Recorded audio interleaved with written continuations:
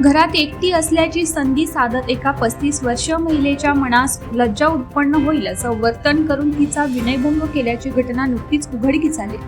हवेली तालुक्यातील स्वरतापाडी ग्रामपंचायत हद्दीत 3 फेब्रुवारीला सकाळी 10 वाजण्याच्या सुमारास ही घटना घडली।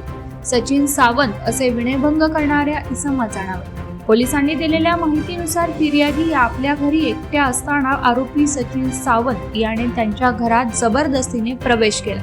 त्यानंतर त्याने फिर्यादीचा हात पकडून कोणाला काही बोलू नको, ओरडू नको असं म्हणत विनयभंग केला। तसेच तिच्याशी अश्लील वर्तन करून मारहाण आणि शिवीगाळ केली। यामुळे फिर्यादीने उरुळी कांचन पोलीस ठाण्यात धाव घेऊन तक्रार दाखल केली आहे।